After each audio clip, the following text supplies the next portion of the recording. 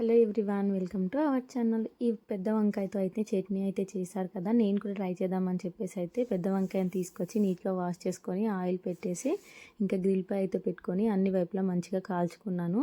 ఇంకా ఇందులోకి పచ్చిమిరపకాయల కంటే కొంచెం ఎండుమిరపకాయలు అయితే టేస్ట్ బాగుంటుందేమని చెప్పేసి ఇంకా ఎండుమిరపకాయలని కూడా గ్రిల్ పైనే వేసేసి మంచిగా కాల్చుకున్నాను. ఇంకా వంకాయ చెక్క అంతా తీసేసి స్మాషర్తో స్మాష్ చేసుకోవాలి.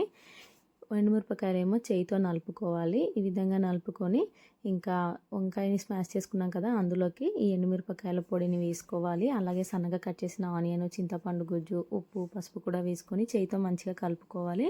ఇంకా ఇందులోకి తాలింపు కూడా పెట్టుకున్నాను అనమాట. నేనైతే మీ ఇష్టం ఉంటే పెట్టుకోండి, లేదంటే లేదు.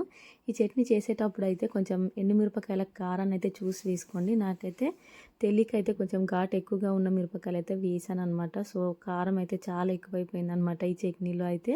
సో మీకు యూజ్ అవుతుందని చెప్తున్నాను.